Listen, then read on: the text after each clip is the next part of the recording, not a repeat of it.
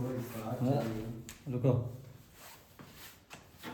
जय हिंद दोस्तों, आज के नए वीडियो लेक्चर में मैं आपका अपना इंग्लिश टीचर सुधीर निषाद आज नए क्वेश्चन के लिए नए कॉन्सेप्ट के साथ आज एक नया वीडियो लेकर के आ रहा हूं। केवल और केवल मुश्किल से 5 मिनट का।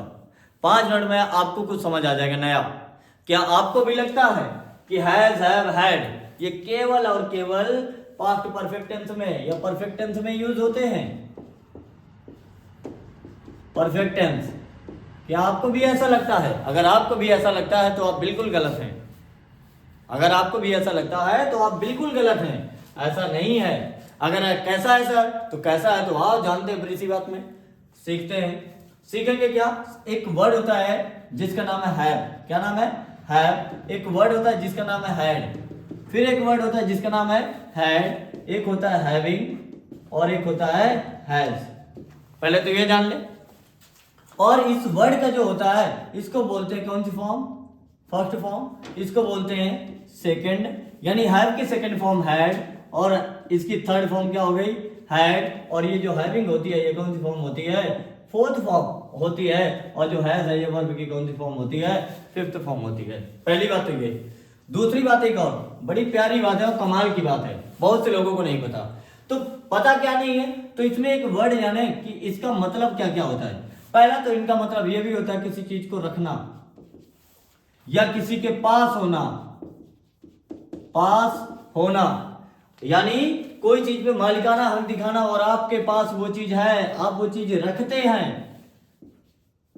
यानी मैंने बता दिया रखना।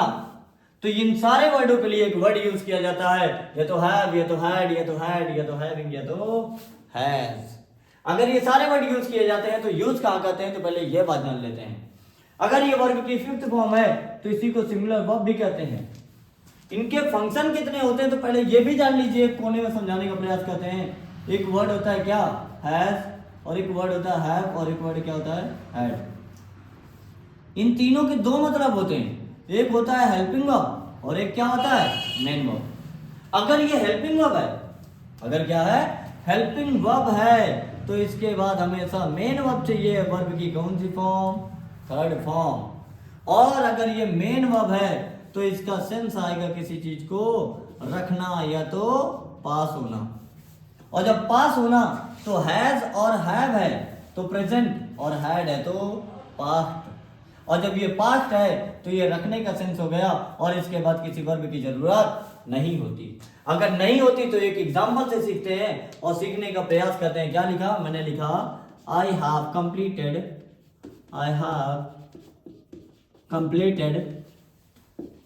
My work. I have completed my work. तो यहां पे देखिए क्या लिखा है? हैव। और ये हैव क्या लिखा है? हैव के तुरंत बाद लिखा है कंप्लीटेड। तो ये हैव जो है ये टेंस को डिनोट कर रहा है, यानी इसकी बात अगर करेंगे तो ये हो गया हमारा परफेक्ट टेंस। ये क्या हो गया? Perfect tense. लेकिन जैसे ही मैंने लिख दिया क्या? I have a car. I have a car. तो इसका क्या है? इसका जो फंक्शन है ये किसका है? मेन वर्ब का। और इसका अर्थ क्या निकलेगा? रखना। जैसे मैं क्या बोलूं? मेरे पास एक कार है। मेरे पास एक कार है। या इसी का मैं एक कार रखता हूं। मैं एक कार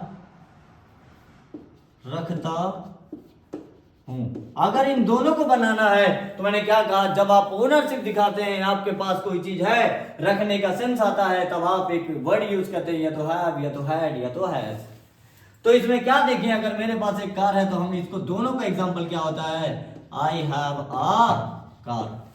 मैं इसी को अगर बोल दूं मैं एक कार रखता था, क्या बोल दूं?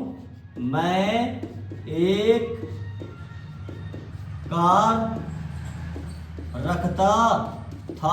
तो ये पास्ट टेंस के बारे में बता रहा है, क्योंकि यहाँ पे क्या लिखा है? था लिखा है। और जब पास्ट के बारे में लिखा है यहाँ पे ता लिखा है तो ता था, ती थे, ते है, ते थे, ये सब होते हैं पास्ट इंडेफिनिट में। और ता है, ती है, ते है, ये होते हैं प्रेजेंट इंडेफिनिट में। अगर ये होते हैं तो ये क्या बन जाएगा?